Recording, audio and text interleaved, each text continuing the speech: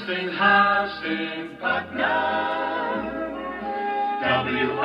Winy in Putnam, serving the tri-state region from the Nutmeg State.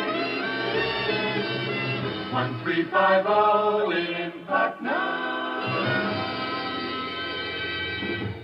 Able to leap tall buildings at a single bound. Look, up in the sky, it's a bird. It's a plane. Gary O in the morning. All from different beginnings, Gary, Karen, Josh, and the rest of the crew have at least one thing in common. They love the community, and they love how Winy provides for it. I started here in 1981. Karen was already here for about a year. We were just kids, I was 20 years old. She was 22, I think. And we decided, we fell in love and got married and all that stuff. And then when we were in our 30s, I really set a goal to own the radio station. And my goal was I wanted to own it by the time I was 40. And I made it. I was 39 and a half, I think, when we closed on the purchase of the radio station. I came here to the radio station back in 1980, and I applied for a copywriter position, and I didn't get it. And then about 2 days later, they called me back and they said, we have another job that is opening up. And so I came back up and I interviewed again for that job, and I did get that job. And so I did that for probably about 12 years. And then I moved into sales. And then, of course, Gary and I bought the station in 2001. And I was 15 when I started as an intern here, and then from there I found the sports department position, which opened up just last year, and now I'm the sports director here. The service that Winy provides to the community takes a team working all day just for one broadcast. I arrive at my desk here at about 5:20, and I start right into my show prep. So as soon as I get here, I'm game face. I walk in the door game face and ready to go. And I know that at 6 o'clock we go live. Go over my guests, what guests are coming, because we have a pretty full lineup of guests every day. And you have to be ready for it because it just keeps rolling over and over again. And sometimes you don't really even get to take a breath in between guests. Diane, what's your favorite radio station? WINY Putnam.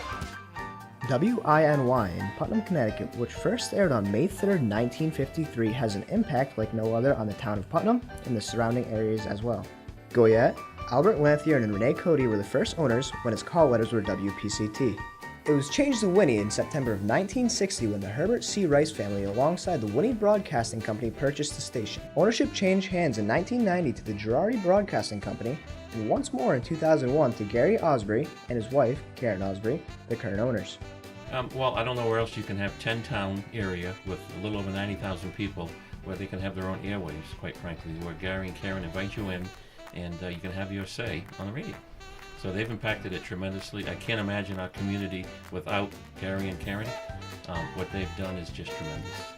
What I found is during times of emergencies, whether they be man-made or natural, WINY has always been there. It's been the voice and the focal point of contact for anybody looking for information or wondering what was happening. I think there are three important aspects to Northeastern Connecticut that make us what we are. One of them is Day Kimball Hospital. The second one is Quinebaug Valley Community College, and the third one is WINY. Winy is one of the biggest proponents to small business and our business personally. They make it so easy as far as advertising and being there for us and always coming up with new and innovative ideas. Gary and Karen are two of the greatest people I know. They've been my friends for a long, long time, and they've really helped me succeed and grow our business to where we are today. There's never a shortage of community guests on the show, ranging from high school students to local business owners having their time on the air trying to promote their events.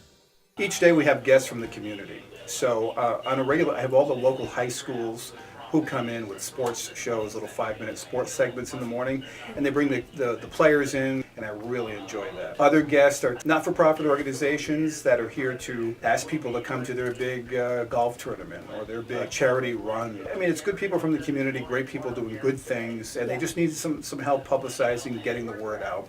So we do that kind of thing. We also feature a lot of locally owned business. I have a real warm spot in my heart for a locally owned business because we're a locally owned owned business. Yeah. My wife and I, we own this. It's Yeah. everything, you know? So I get it. I get it. For the person on Main Street or someone who's doing the locally owned business thing, getting beat up by the big box competitors and all that stuff, it's a real challenge. And it never goes away. It's 24/7 if you own it. So I have a lot of locally owned business too, and I promote it, man. And I tell people, you got to support these locally owned businesses. It's a good thing. So that's how it happened. So I made it. I bought it when I was 39 and a half. I'm 54 now, and it's just been great. It's been really good. I have no regrets.